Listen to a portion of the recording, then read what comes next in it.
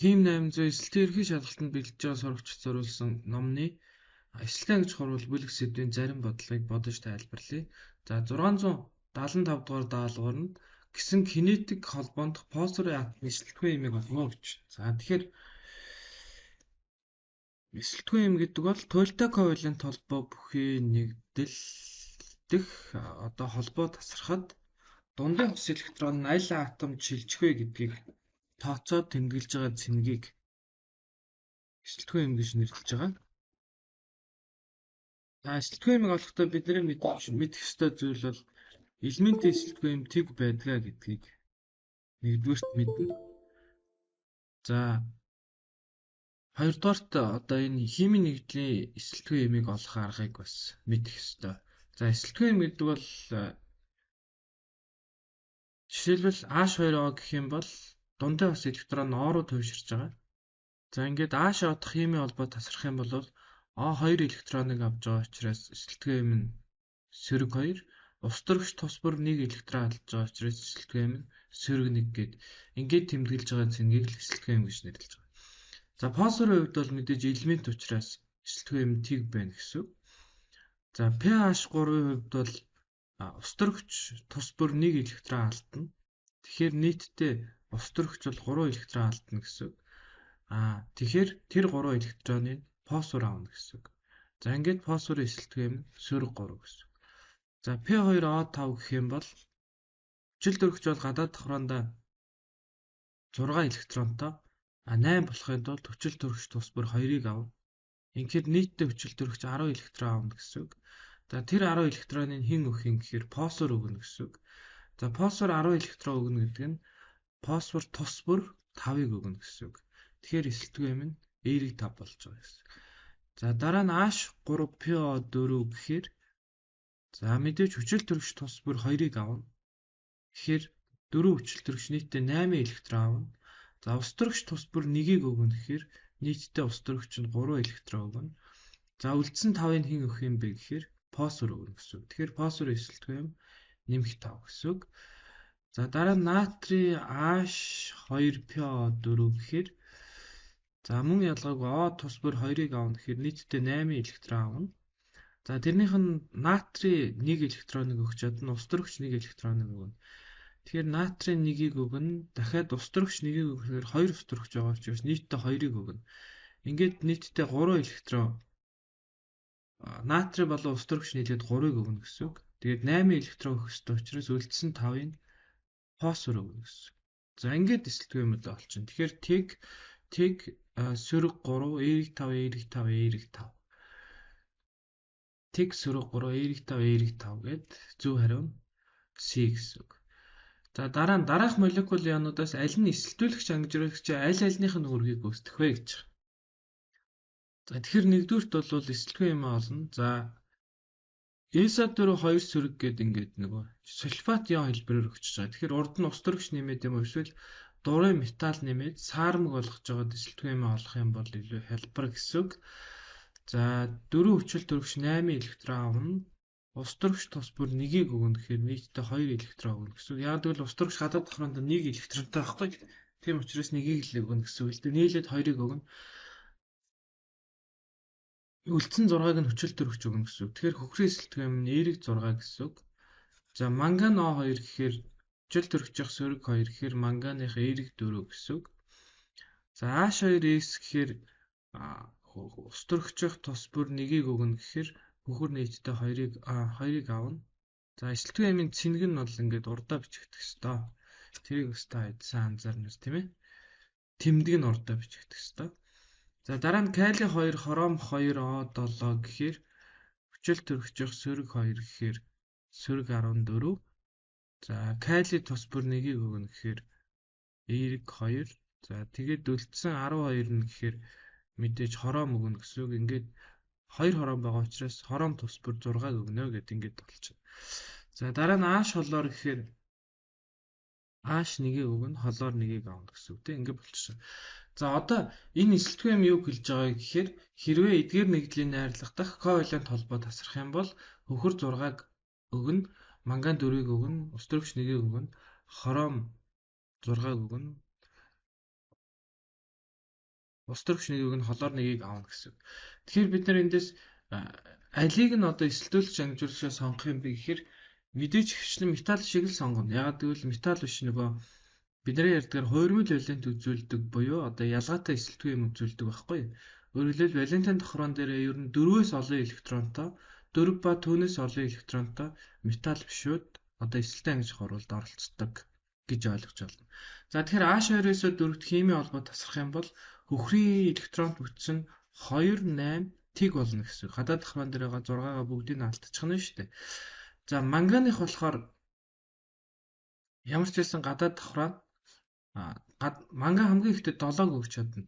Тэгэхээр 4-ийг өгсөн гэдэг чинь цаана гадаад тохироон дээр нь яах вэ? 3 үлдэнэ гэсэн. За S-2 гэдэг бол за энэ дээр би манган нэмэх 4, эрэг 4-ийг дүрсэлж байгаа. За S-2 гэдэг бол гадаад тохироондоо 2, 8, 8 болчихно гэсэн. Яагаад 8 болж байгаа юм гэхээр гадаад тохирондоо 6-тай байж байгаа улс төр хүчээс 2-ыг аваад 8 болчихно гэсэн.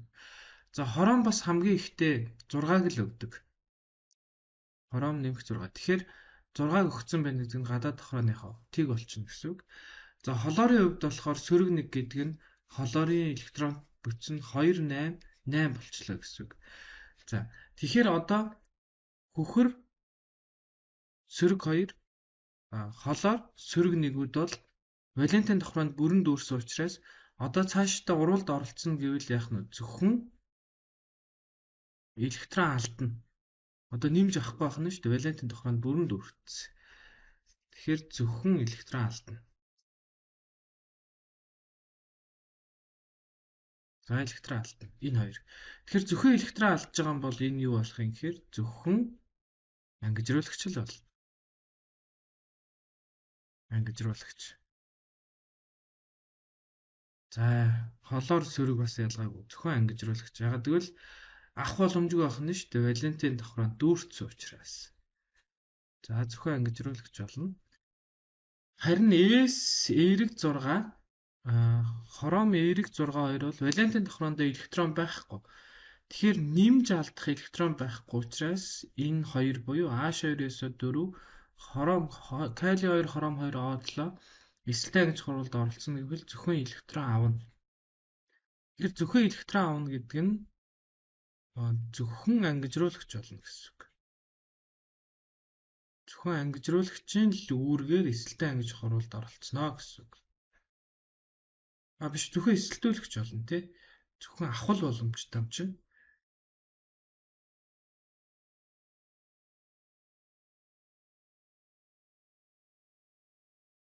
Зөвхөн электрон авна. Тэгээд зөвхөн эсэлтүүлэгч. За харин манган эрэг 4 гэдэг бол одоо электрон алдаж чадна. Яг л валентын тохироон дээр нь 3 байгаа учраас тэрийг алдаж чадна. 8 болохын тулд бас яг электрон авч чадна. Тэгэхээр электрон авч чадах юм байна, алдаж чадах юм байна. Тийм учраас энэ бол эсэлтүүлэгч болж чадна. Тэгээ бас яг ангижруулагч болж чадна гэсэн үг. За иймэрхүү байдлаар аль нь эсэлтүүлэгч, аль нь ангижруулагч, аль нь эсэлтүүлэгч, ангижруулагч үүргийг зэрэг гүйцэтгэж чадах вэ гэдгийг тогтоодог гэсэн үг. За дараагийн даалгавар нь маш төстэй гэхдээ зөвхөн азот дээр байгаа. За тийм учраас одоо HNO3 гэхээр азотын нэмэх 5, эрэг 5 гэсэн үг. За NO2 гэхээр эрэг 4. За энэ аль нэг нь ион байгаа хаа. Сиг нь ион болгоч. Тэгэх юм бол HNO2 гэх юм бол эрэг 3. За тэгээд NH3 гэх юм бол сөрөг 3. N2 гэхээр тэг гэсэн үг л дээ. Ингээд ийм болох үеийнх нь тий энэ нэгдлүүдийн найрлагдах химийн холбоо тасрахаар азот бол 2 тэг болно. NO2-ын найрлагдах химийн холбоо тасрахаар азот 2 азотчин гадаад тохироондоо 5 тий. Тэгээ 4 гэдэг чинь 1 үлдэх юм байна. HNO2-ын найрлагад байгаа азот болохоор гадаад тохироондоо 2 үлдэх юм байна.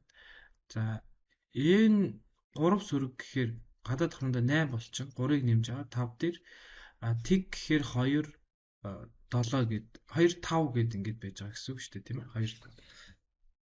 За тэгэхээр мэдээж энэ одоо нэмж алдах электрон байхгүй учраас зөвхөн электрон авах боломжтой. Тийм учраас HNO 3 буюу NO3 сөрөг бол эсэлтгүй юм нэмэх 5 буюу эерэг 5 буюу бүгдийг нь алдсан учраас зөвхөн эсэлтүүлэгч болно гэсэн.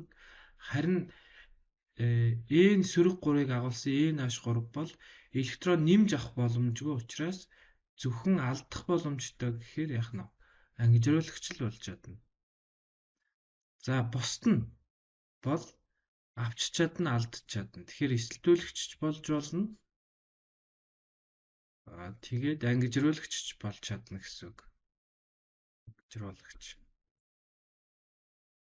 За энэ хоёр бол мөн адилхан. Тэгэхээр эндээс ямар дүгнэлт хийх гээд байна гэхээр ийм дүгнэлт хийж болно. Дээд эсэлтгүй юмэрээ.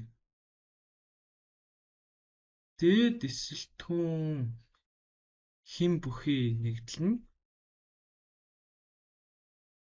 Дээд эсэлтгүй хим бүхий нэгдэлнэ. Зөвхөн эсэлтүүлэгч болд юм байна, тийм. Яг тэгвэл дээд эсэлтгүй юм гэдэг нь бүх электроноо алдсан гэсэн үг. Тэгэхээр одоо зөвхөн авах боломжтой. Нэгдэлн зөвхөн эсэлтүүлэгч. Харин доод эсэлтгүй юм бүхий нэгдэлн. За доод эсэлтгүй юм бүхий нэгдэлн зөвхөн ангижруулагч болно гэсэн үг. За ийм зүйлийг бас шууд тогтоож болох нь байна, тийм. Тэгэх юм бол ээш дээр илүү хурдан даалгаврыг үүсгэх боломжтой гэсэн үг. За дараагийн даалгавар нь аль нэгний галогенуудын ангижруулах шинжийн буурах дараалалаар байрлуулсан бэ гэж. За галоген гэхээр фтор 2, хлор 2, бром 2, йод 2. За энэ дарааллын дагуу ариадус нь ихсэн. За ариадус нь ихсэн гэдэг нь цахилгаан сөрөг чанар нь багасна. За тэгээд валенти электрон цөмөөсөө холдно. Валенти электрон цөмөөсөө холдож хялбархан иончлогдно гэж тийм. Гэхдээ мэдээж металлтай харьцуулахад бол иончлогдох нь хялбархан биш шүү дээ, тийм ээ. Зөвхөн галогенууд дотор л харьцуулж байгаа учраас энэ дарааллын дагуу илүү хялбархан иончлогдно. Тэгэхээр яг энэ нэгдлүүдийг энэ элементүүдийг харьцуулах юм бол йод бол одоо эднэр дотроосоо хамгийн хүчтэй ангижруулагч болно гэсэн үг л дээ. Ангижруулагч өөрөөр хэлбэл эднэр дотроосоо электроноо хамгийн амархан алдах нь яах вэ?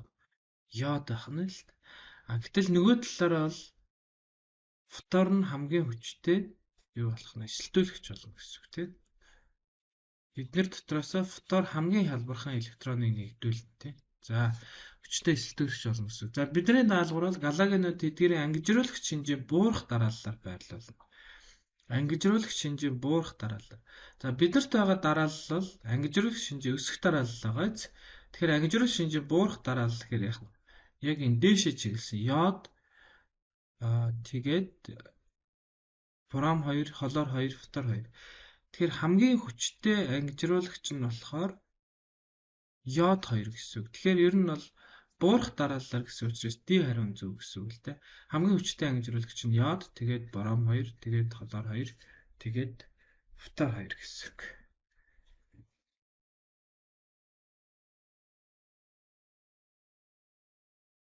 За дараагийн даалгавар нь өгдсөн хувирлуудаас хэдэн ангижрах хувирлд хамаарах вэ гэж байна. За тэгэхээр ингээд бүгдийг шинжилээд үзье. За 2 моль NO 3 сөрөг нэмэх нь 12 моль H нэмэх. За тэгээд N2 нэмэх нь 6 моль ус гэхээр за ингэж болно. Энэ хоёрыг үржүүлэхээр 2 сөрөг гарна гэсэн үг. Энэ хоёрыг үржүүлэхээр Эерэг 12 гарна. Тэгээ энэ хоёрыг нэмэхээр нийтдээ хэд гарах нь? Эерэг 10 гарна гэсэн үг л дээ. За хэрвээ тэгж чадахгүй бол ингэж болно л доо. Энэ 3 сөрөгд байгаа азотын эсэлтгүйм эерэг 5 байхгүй. За эерэг 5-аас тэг болно гэсэн үг.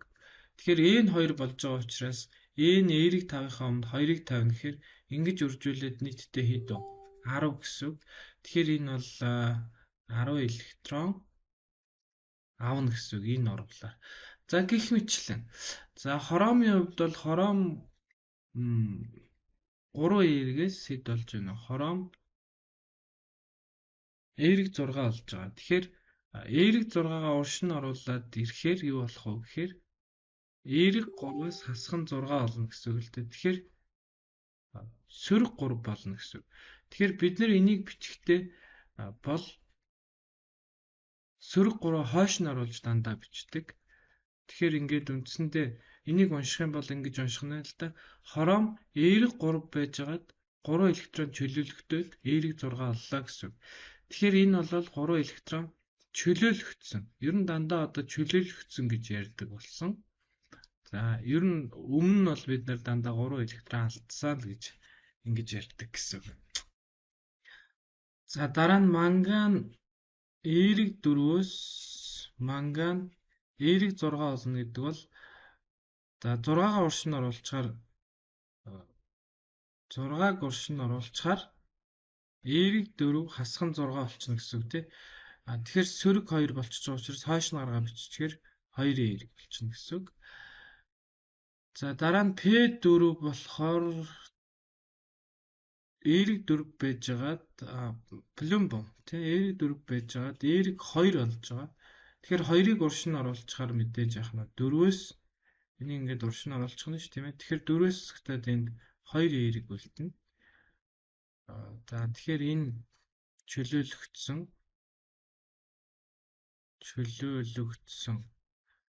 за энэ болохоор авсан буюу нэгдүүлсэн тий. За дараа нь азотыг үзэхээр энэ эерэг 5 байжгаад эерэг 2 болно гэдэг чинь уршин оруулахаар эерэг 3 болсон гэсэн үг тий. Тэгэхээр энэ бас авсан гэсэн үг болж байна л да. За тэгээд ангижрах хурал гэж юу юм бэ гэхээр ангижрах хурал гэдэг нь электрон нэгдүүлсэн л гэсэн үг. Электрон нэгдүүлэх тий. Буюу одоо электрон авах хурлыг л ангижрах хурал гэж хэлж байгаа юм л та. За тэгэхээр ангижрах хурлууд нь аль аль юм бэ гэхээр электрон нэгдүүлж байгаа гэхээр энэ ангижрах хурал байна. Бас энэ ангижрах хурал байна. Бас энэ ангижрах хурал. Ингээд нийтдээ 3 ангижрах хурал байгаа гэсэн үг тийм үү. Тэгэхээр зөв хариу нь C болж байгаа байхгүй. За 609-р даалгавар хүчил төрөгч ангижруулагч өөр гүйцэтгэж байгаа эсэлтэй ангижрах хуралыг сонгоно гэж байна. За тэгэхээр ангижруулагч гэдэг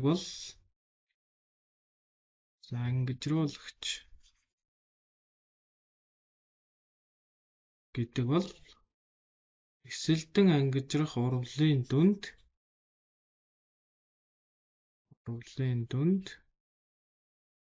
электрон чөлөөлөгдөж буй жижиг хэсгийг ангижруулагч гэж нэрлэж байгаа. Электрон чөлөөлөгдөж буй жижиг хэсэг. Электрон чөлөөлөгч буй жижиг хэсгийг ангижруулагч гэж нэрлэнэ. За тэгэхээр хүчил төрөгчийг авах учраас 1-р урвал дээр хүчил төрөгч сөрөг 2 байж байгаа тэг болж байна. 2-р урвал дээр тэг байж байгаад сөрөг 2 болж байна. 3-р урвал дээр тэг байж байгаад сөрөг 2. 4-р урвал дээр тэг байж байгаад сөрөг 2. 5-р урвал дээр сөрөг 2 байж байгаад тэг. 6-р урвал дээр сөрөг 1 байж байгаад тэг болж байгаа гэсэн үг.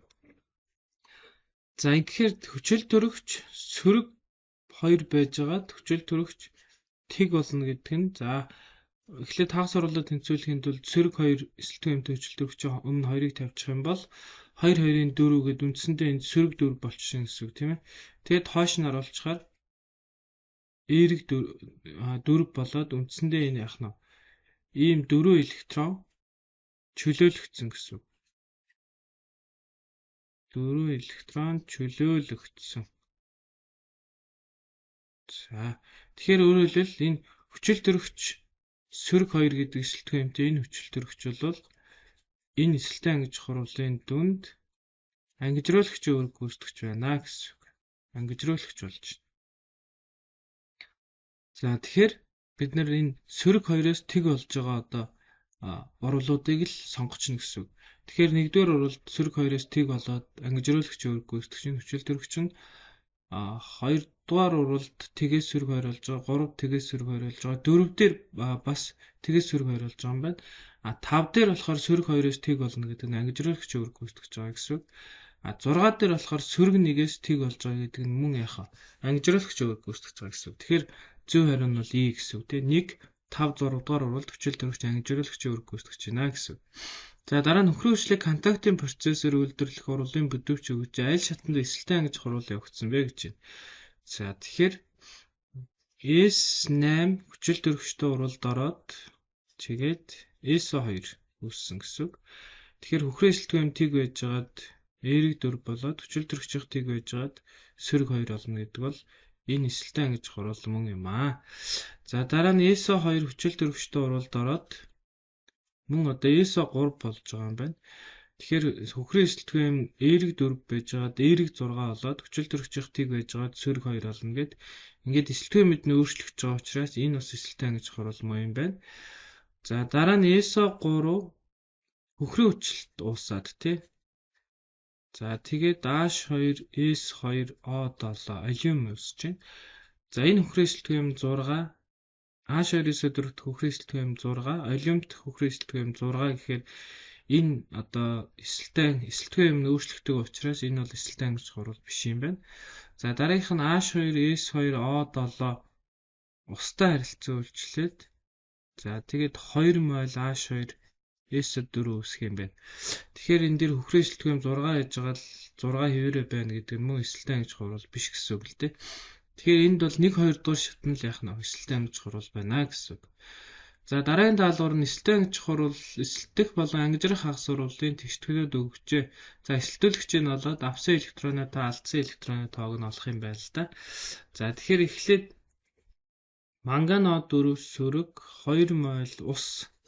За нэмэх нь гэдэг энд электроны тоог нь бичих юм байна. Тэгээд манган O2 нэмэх нь 4 мол OH сөрөг гэж байгааз. За тэгэхээр энийг ингээ үржүүлэхээр энд яах нь сөрөг 4 болно гэсэн үг. За энд харин сөрөг 1 байна. Тэгэхээр ер нь бол сөрөг 1 нэмэх нь 4 болох нь шүү дээ. Нэг 4 урш нь оруулчихаар тэгэхээр ингээд эерэг 3 гэсэн үг. Тэгэхээр 3 электрон нэгдүүлсэн гэсэн үг л дээ. За хэрвээ тэгж олж чадахгүй байгаа бол ингэж болно гэсэн тийм ээ. Манган O4 сөрөг гэдгийг калий манган O4-г өвчшин. Хүчил төрөгчийнх сөрөг 2 гэхээр калигийнх сөрөг эерэг 1. Тэгэхээр хүчил төрөгч нийтдээ одоо 8 электрон авна нэгдүүлнэ л гэсэн үг л дээ. Энэ доторх химийн холбоо тасрах юм бол калий 1-ийг нь өгнө гэхээр 7-г нь яах вэ? Манган өгнө гэсэн үг. Тэгэхээр манганы эсэлтгүүм эерэг 7. За манган O2-ийн хувьд болохоор манганы эсэлтгүүм O-гийн сөрөг 2 гэхээр манганых эерэг 4 гэсэн үг. Тэгэхээр үндсэндээ бол манган эерэг 7-гоос хэд болсон гэсэн үг. Манган эерэг 4 болсон гэсэн үг. Тэгэхээр энэ 4-ийг ингээд урш нь оруулчихаар 7-оос хасагдаад хэд гарчих нь вэ? 3 гарчихна гэсэн үг байхгүй. Ингээд оруулчихаар энэ дээр 3 электрон нэгдүүлсэн ингээд гараад ирнэ гэсэн үг. За дараа нь болохоор за тэгэхээр энэ 3 бол авсан гэсэн үг тий. Авсан электроны тоо. За дараа нь болохоор SO3 2 сөрөг нэмэх нь 2 мол ус гээд за тэгээд SO4 2 сөрөг нэмэх нь 2 мол H эерэг. За тэгээд чөлөөлөгцөө электрон тоог нь болох юм байна. Тэгэхээр энэ хоёр үндсэндээ байхгүй болчихно гэсэн үг. Тэнцвэрийн тэмдгийн хоёр талд байгаа ижил тэмдэгтэй тоо. Тэгэхээр хоёрын тоог ус төрөгчийн цэнгээр үржүүлэхээр яах нь 2 электрон чөлөөлөгдсөн л гэж гарна гэсэн үг. Энэ болохоор чөлөөлөгдсөн буюу алдсан электроны тоо гэсэн үг. За тэгээд эсэлтүүлэгч нь юу юм бэ гэж байна тий? Электрон нэгдүүлж байгаа жижиг хэсгийг эсэлтүүлэгч гэж нэрлэж байгаа. Тэгэхээр манган O4 сөрөг ион бол эсэлтүүлэгч үүрэг гүйцэтгэж байгаа ион гэсэн үг. За тэгээд авсан электроны тоон 3, алсан электроны тоон 2 гэхээр зөв хариу нь D болж байна. За дараагийн даалгавар нь болохоор эсэлтэй ангиж хурлыг тэнцвүүлэх юм байна тий. Ангижруулагчийн өмнө хэд тавигдах юм бэ гэж асууж байна. Мөн асуултын нэмдгийн оронд юу байх вэ? Ангижруулагч нь аль нь юм бэ гэж асууж байна. За тэгэхээр бид нар одоо энэ даалгаврыг гүйцэтгэхийн тулд бид нар эсэлтэй ангиж хурал бичгийн тулд ер нь хамгийн одоо эхний мэдэх ёстой зарчим болвол калий манган O4 бол өөрөө ягаан өнгийн уусмал байдаг тийм ээ. Калий манган O4-ийн уусмал. За энэ бол орчноос хамаарат 3 янзын одоо бүтээгдэхүүн үүсгдэг эсэлтэй ангиж хуралд орохдоо. За хүчлэг орчинд бол манган эерэг одоо 2 эерэг гэж байна тийм. Энэ ионы цэн учраас 2 эерэг болоод за энэ уусмал бол өнгөгүй. Тэгэхээр хүчлэг орчинд эсэлтэй ангиж хуралд орох юм бол ягаанаас өнгөгүй болно гэсэн үг. За саармаг орчинд бол манган O2 гэдэг нөгөө бор өнгөтэй юм тунц үүсгэн. За суйрлаг орчинд одоо эсэлтэй ангиж хуралд орох юм бол за жишээ нь калий О байсан гэвэл калий манган O4 болно гэсэн үг л дээ. За тэгээд энэ бол ногоовтер тий ногоо өнгөтэй ийм уусмал үүснэ. За тэгэхээр одоо бид нар асуултын тэмдгийн оронд одоо ямар бодис байгаа гэдгийг мэдэх бүрэн боломжтой болсон гэсэн үг. Саяын бичиж өгсөн схемийг харж агаад за ISO3 нэмэх нь H2SO4 сум зураад натрий 2SO4 нэмэх нь калий 2SO4 нэмэх нь за тэгээд асуултын нэмдгийн оронд юу гэж бичгэнэ? Манган SO4 гэж бичнэ. Яг тэгвэл манган 2 эерэг рүү шилжинэ гэдэг чинь хүчлийн үлдэгдэлтэй саармагчаар мэдээж SO4-тэй саармагч давс үүснэ гэсэн үг л дээ. За ингэ биччихнэ. За тэгэхээр бид нар 11 дугаар ангиас эхлээд ер нь эсэлтэй ангиж хурлыг бичихдээ дандаа л нөгөө ион балансын аргаар бичиж байгаа учраас ион балансын аргаар л ашиглая. За энд үндсэндээ одоо ус төрөгчийн оролцож байна гэсэн үг. За энд болохоор ингээд ус оролцож байгаа гэсэн үг тийм ээ. Тэгэхээр бид нар энэ эсэлтэй ангиж хагас сурвалжийг бичихдээ ус төрөгчийн ион болон усыг оролцуулж одоо хагас сурвалжаа тэнцвүүлнэ гэсэн үг. Тэгэхээр манган O4 сөрөгөөс юу үүссэн? Манган 2 эерэг үүссэн. За тэгэхээр хүчил төрөгч дутуу талдаа 4 мол усаа нэмнэ. За аашаа тэнцвүүлэхийн тулд нөгөө талд нь 8 мол ус төрөгч нэмнэ. За тэгээд цэнгээ тооцохоор сөрөг 1 нэмэх нь эерэг 8. За тэгээд энэ хоёрыг уршин оруулахаар хасах нь хэд болох нь 2 болно гэсэн үг. Ингээд эерэг 5 гарна гэсэн үг тийм ээ. Тэгэхээр 5 электрон нэгдүүлсэн гэсэн үг. За дараагийнх нь болохоор SO3 2 сөргөөс хэд болсон? SO4 2 сөрөг болсон гэдэг чинь хүчил төрөгч дутуу талд нь 1 мол ус нэмээд нөгөө талд нь 2 мол ааш нэмжиж хагас сурвалжаа тэнцвүүлнэ гэсэн үг. За цэнгээ тооцох юм бол 2 сөрөг нь уст чинь. Тийм учраас энэ оруулаар 2 электрон чөлөөлөгчээ. За эсэлтэй ангиж уруулыг тэнцвүүлэх үндсэн зарчим бол авсан болон алдсан электроны тоол тэнцүү байх ёстой гэсэн үг. Өөрөөр хэлбэл нэг уруулаар 5 чөлөөлөгч байгаа бол нөгөө уруулаар 5-ыг нэгдүүлэх ёстой гэсэн үг. Тэгээ нэг уруулаар 2 чөлөөлөгч байгаа бол нөгөө уруулаар 2-ыг нэгдүүлэх ёстой гэсэн үг. Тэгэхээр энэ тэгш сондгоо электрон одоо чөлөөлөгдөд байгаа учраас энэ 2 5 гэдэг бол нийтдээ яг үгээр 10 электрон шилжих юм бол одоо шилжсэн электроноо тоон тэнцэнэ гэсэн үг л дээ. За 10 электрон одоо нэгдүүлэхийн тулд эхний уруул буюу одоо 1 дугаартай энэ уруул 2 удаа явагдана. 2-оор үржигдэнэ гэсэн үг. За 2 дугаартай уруул нь болохоор 5-аар үржигдэнэ гэсэн үг. Ингэж 10 электрон чөлөөлөгдөх нь шүү дээ. За 1 дугаартай уруул бол мэдээж электрон нэгдүүлж байгаа учраас энийг бид нар яах нь ангижрах уруул гэж хэлнэ л дээ, тийм ээ. За 2 дахь уруул бол электрон чөлөөлөгдөж байгаа учраас эсэлтэх уруул гэж хэлнэ. За ингээд одоо дараагийн бидний алхам бол харгалзах коэффициентээр их хөтсөдөө үржүүлээд хооронд нь нэмэх юм. За тэгэхээр 1-р уруулын их хөтсийг 2-оор үржүүлнэ. 2 мол манган O4 сөрөг нэмэх нь 16 мол ааш нэмэх эерэг. За одоо 2 дахь уруулынхаа их хөтсийг үржүүлээд нэмье. 5 мол SO3 2 сөрөг нэмэх нь 5 мол ус. За ингээд сумаа 6. За одоо бүтээгдэхүүн бодисоо 2-оор үржүүлээд нэмнэ. Аа за тэгэхээр 2 мол манган 2 эерэг нэмэх нь 8 мол ус болох юм байна. За тэгээд нэмэх нь 5 мол исо4 2 сөрөг нэмэх нь 10 мол ааш эерэг болох юм байна. За ингээд одоо энэ аашуудаа болон ааш 2-оогоо эмхтгэн гэсэн үг. За тэгэхээр 2 мол манган O4 сөрөг нэмэх нь за урд 6 мол ааш үлдэнэ. Яг л ард нь 10 мол ааш байгаа учраас урш нь оруулж ирээ хасчих юм бол урд 6 мол аашийн эергээ үлдэнэ гэсэн үг. За энэ 5 мол усыг хойш нь оруулаад хасчихаар урд бол ус үлдэхгүй гэсэн үг.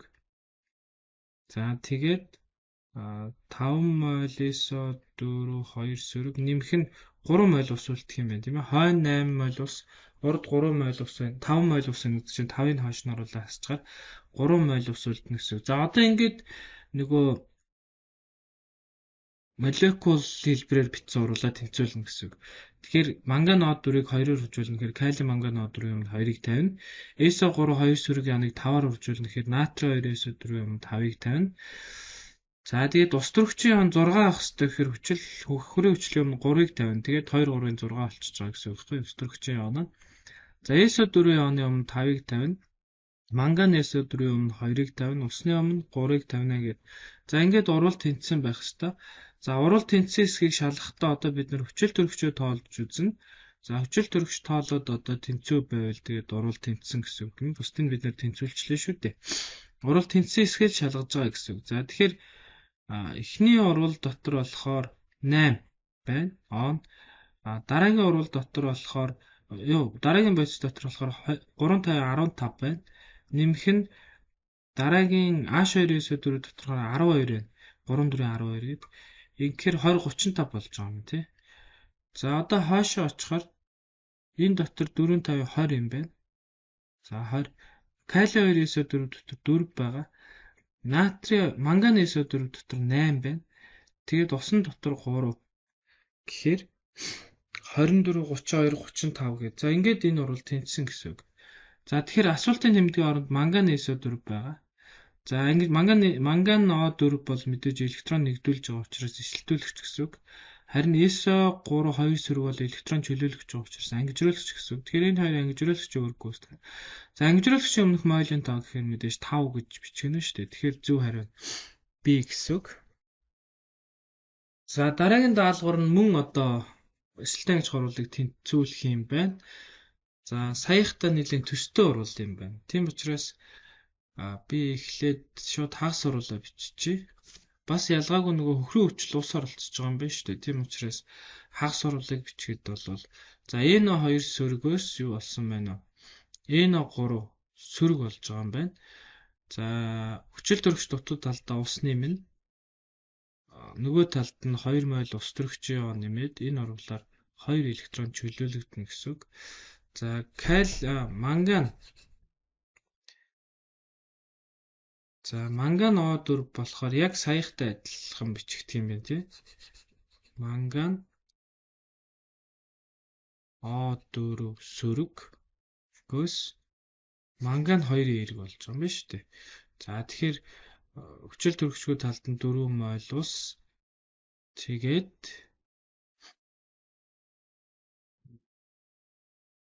ус төрөгчгүй талд 8 мол ааш нэмээд за ингээд энд 5 электрон нэгдүүлсэн гэсэн үг.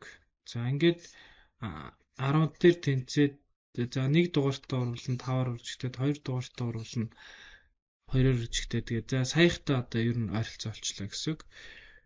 Тэгэхээр калий NO2-ийн өмнө 5-ыг тавиад калий манган O4-ийн өмнө 2-ыг тавиад за калий NO3-ийн өмнө болохоор бас 5-ыг тавиад за тэгээд усны өмнө болохоор түрүүн 3 тавьж байсан тий.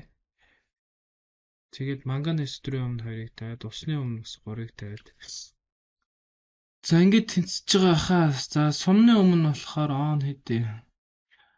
Калий 7. За сумны өмнө калий N2 дотор болохоор 10. Калий манган O4 дотор 8, H2SO4 дотор 12 гэхээр нийтдээ 30 болчихж байгаа юм тий. За хойно болохоор калий NO3 дотор 15, калий 2SO4 дотор 4, манган SO4 дотор 8, тэгээд усан дотор 3 гэсэн үг. Тэгэхээр 15 дээр 4-ийг нэмээд 19, 8-ыг нэмээд 27, 3-ыг нэмээд яах нь 30 гээд ингээд оруулалт тэнцэж байгаа гэсэн. Тэгэхээр бид нар ангижруулагчийн өмнө тавьсан коэффициент гэхээр 5 гэж сонгоно. Ангижруулагч нөгөө NO2 яа шүү дээ, тийм ээ, электрон чөлөөлөгч байгаа учраас. За тэгээд эсэлтүүлэгчийн өмнө тавьсан коэффициент гэхээр 2 гээд ингээд зөв хариу нь B юм байна. За дараагийнх нь бол харин арай өөр уруулаа. Яагаад арай өөр урал гэж хэлж байгаа гэхээр энэ нөгөө нөхцөл нь ус юм байна. Тэгээд уралд оролцож байгаа эсвэл үүсэж байгаа нь OH юм байна л да. Тэгэхээр бид нар одоо хагас уруулаа тэнцвүүлэхдээ H2O OH ионыг оролцуулж хагас уруулаа тэнцвүүлнэ гэсэн үг. За тэгэхээр SO3 2 сөрөгөөс SO4 2 сөрөг болсон. За мэдээж нөгөө O дутуу талд OH ионоо нэмнэ. За нөгөө талд нь усаа нэмнэ. Тэгэхээр OH ионыг 2-оор үржүүлчих юм бол нийтдээ O нь 5 болоод хойно бас 5 болоод ус төрөгч нь 2 болоод тэнцэж байгаа гэсэн үг. За тэгээд энэ оруулаар чөлөөлөгдөх электрон нь мэдээж 2 байна гэсэн үг.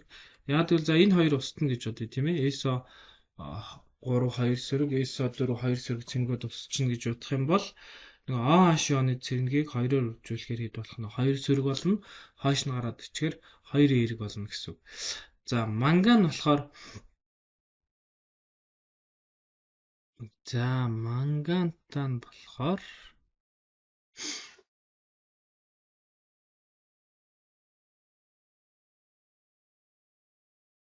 манган O4 сөрөгөөс одоо бол арай өөр тийм манган O2 болж байгаа.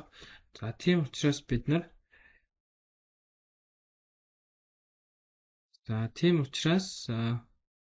O дутуу талд OH ионоо нэмнэ. Нөгөө талд нь усыг нэмнэ. За тэгэхээр энэ бол нэг 6 дээр очиод тэнцэх юм шиг байна. OH-ийн өмнө 4-ийг тавиад усны өмнө 2-ыг тавьчихаар ингээд O нь 6 6, H нь 4 4-гээ тэнцэж байгаа. За энэ оруулалаар болохоор за урд ингээд сөрөг 1, хойно болохоор ингээд яах нь сөрөг 4 болчихж байгаа. Тэгэхээр уршин оруулаад сөрөг 1 дээр нэмэх нь 4 болно гэсэн үг л дээ. Тэгэхээр эндээс яах нь 3 электрон нэгдүүлсэн гэж ингэж гарна гэсэн үг. За 2 чөлөөлөгчдөд 3-ыг нэгдүүлнэ гэдэг бол 6 электрон шилжиж тэнцэнэ. За 6 электрон шилжихийн тулд буюу 6 электрон чөлөөлөгчдийн тулд эхний урвалыг 3-аар үржүүлнэ, хоёр дахь урвалыг 2-оор үржүүлнэ гэсэн үг. За ингээд үржүүлээ бичих юм бол 3 мол SO3 2 сөрөг нэмэх нь 6 мол OH. За тэгээд одоо хоёр дахь урвалынхаа их хэтсийг нэмнэ. 2 мол манган O4 сөрөг нэмэх нь 4 мол H2 болох юм байна. За сумаа зураад одоо бүтээгдэхүүн бодисуудаа үржүүлээд нэмнэ. 3 мол SO4 2 сөрөг. За тэгээд нэмэх нь 3 мол ус болох юм байна. За одоо хоёр дахь урвалынхаа бүтээгдэхүүн бодисыг бичгээр 2 мол манган O2 нэмэх нь 8 мол OH болох юм. За одоо ингээд OH ионууд бол усаа хураачи. Тэгэхээр за сумны хойно ингээ хураачи тий. За сумны хойно 3 мол OH үлдэж байна. За усаа хураахаар сумны урд 1 мол H2 үлдэж байна. Тэгэхээр натри 2SO3-ийн өмнө 3-ыг тавиад, калий манган O4-ийн өмнө 2-ыг тавиад, тэгээд усны өмнө тавихгүй, коэффициент тавихгүй гэсэн. Натри 2SO4-ийн өмнө 3-ыг тавиад, калий OH-ийн өмнө 3-ыг тавих юм байна. Биш 3 OH гэж бодлоо ирчлээ. 2 OH юм байна шүү дээ, тий. 6 8 гэдэг чинь 6 8 гэдэг чинь 2 OH юм байна. Тэгэхээр калий OH-ийн өмнө 2 тавигдаад, манган O2-ийн өмнө 2 тавигдаад. За ингээд урвал тэнцсэн байх хэвээр. Тэгэхээр сумны өмнө болохоор натри 2SO3 дотор 9O, калий манган O4 дотор 8. Тэгээд нэгийг нэмээд нийт 18O байгаа юм байна. Хойно нь болохоор натри 2SO4 дотор 12, калий OH дотор 2, тэгээд манган O2 дотор 4 гээд мөн л яах нь нийтдээ 18O гээд ингээд урвал тэнцэж байгаа юм байна. За тэгээд бидний зорилго болохоор бас эсэлтүүлж ангиж байсан байлын тоо За мэдээж электрон нэгдүүлж байгаа учраас манган O4 сөрөг бол эсэлдүүлэгч болно гэсэн үг.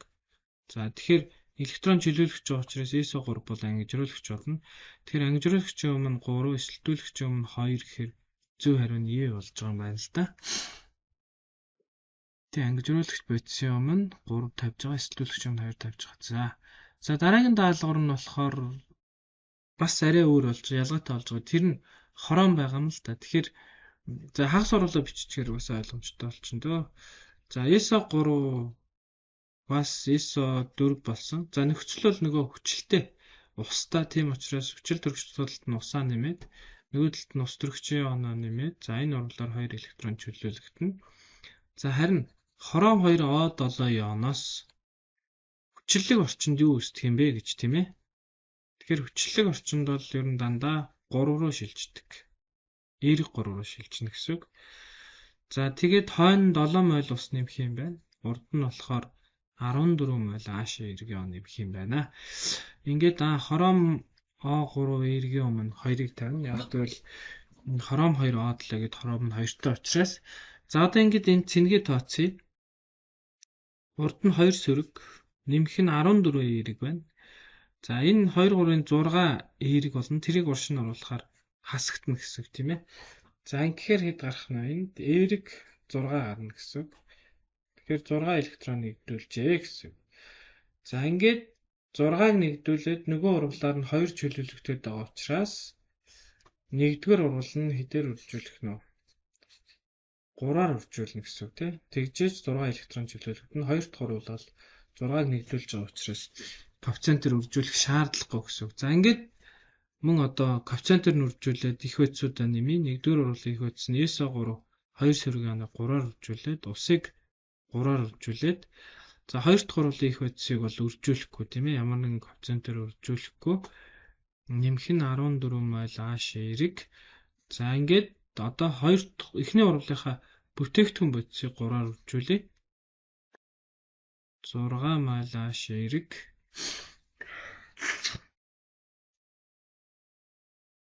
За одоо 2 дахь урвалынхаа бүтээгдэхүүнийг нэмье. 2 мол хором 3 эрэг нэмэх нь 7 мол ус юм байна.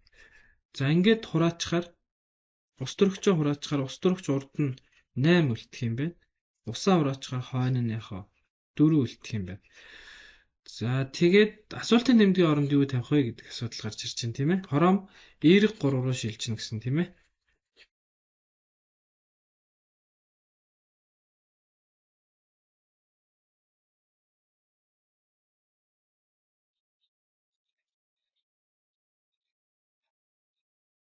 За хором эерэг 3 гэхээр мэдээж арданд яах нь сөрөг яваарч саармагчин, тэр нь бол SO4 байна гэсэн үг.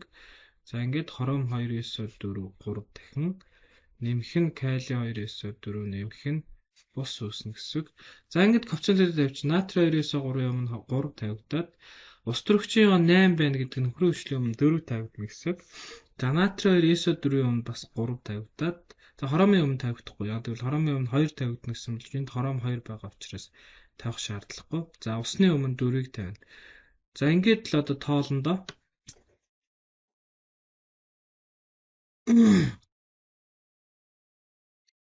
за натри 2 SO3 3 мол натри 2 SO3 гэхээр 9O гэсэн үг. Тэгээд кали 2 хором 2 дотор хором 2 O7 дотор 7O байгаа. Хөрөө хүчил дотор 16O. Ингээд 16 дээр 16 нэмээд 32 үү, тий. За сумны O нь болохоор натри 2 SO4 дотор 12O байна.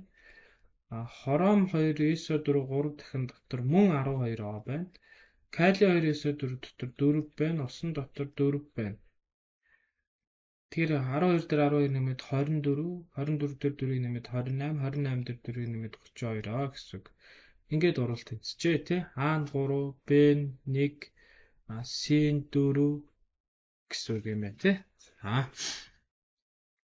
За дараагийн даалгавар нь болохоор эсэлтийн ангиж хурлаа бүр өөрсдөө бичих юм байна. За тэгээд баг зэргийн тооцоотой юм байна, тий.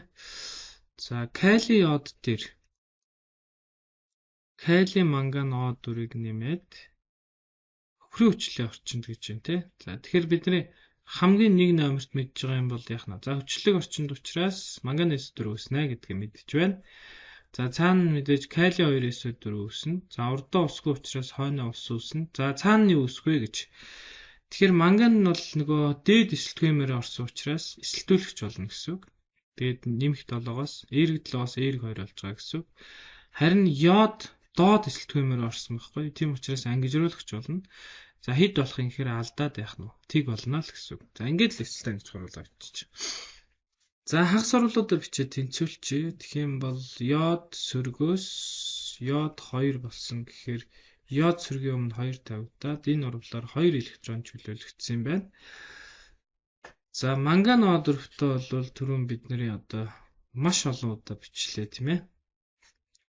Манган эерэг 2 болоод хойно нь 4 мол ус урд нь 8 мол ашио нэмнэ. За тэгээд 5 электрон нэгдүүлсэн гэхээр 1-р урвалыг 5-аар үржүүлээд 2-р урвалыг 2-оор үржүүлнэ гэсэн.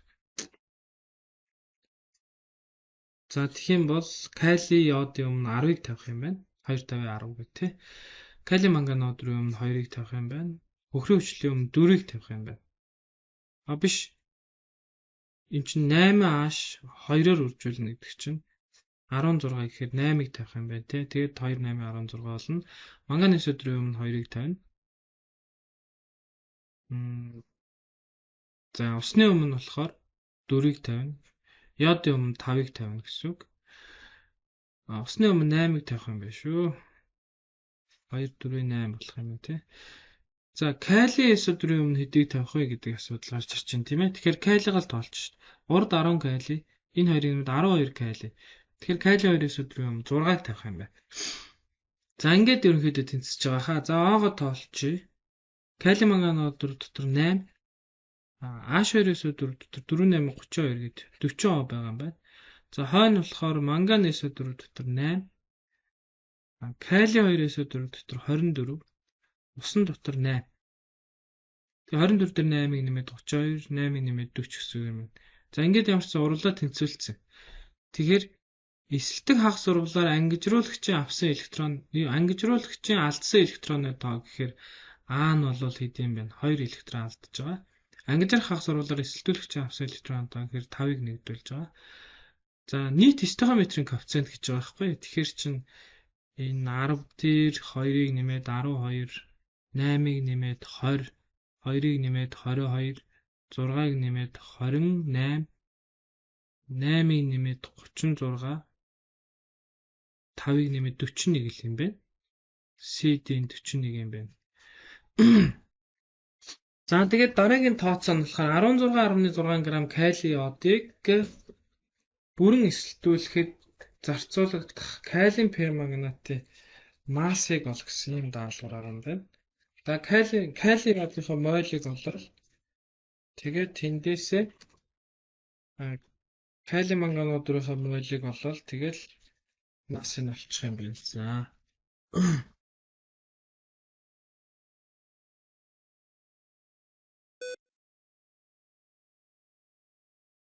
За тэрийг болохоор за кали йодын мойл бол юм байна. 16.6 г-ыг үржих нь 1 мойл нь 166 г шиг байх юм. 127 дээр 39 юм байна. За 166 г гэхээр ингэж хурагдаад 0.1 мойл гэсэн үг. За дараа нь кали манганодын мойл нь болохоор 0.1 мойл кали йодыг үржих нь за энэ хоёрын харьцаа нь болохоор 2 мойл кали манганод 4 төв 10 мойл кали йод орж байгаа юм байна. За ингэж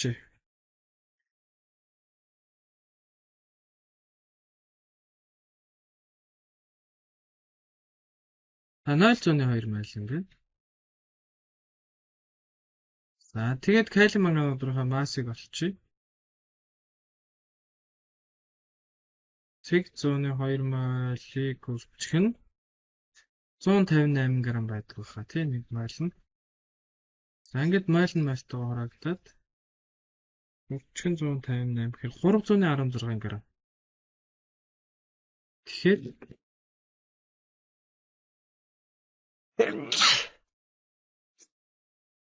E цэг FG нь болохоор 3 цэг 16. За ингээд эсэлтэй гэж хуралтай холбоотой даалгаврууд дуусчих юм. Та энэ сэдвтэй холбоотой бусад даалгавраас асуух зүйл байвал бичлэгээ комент бичээрэй.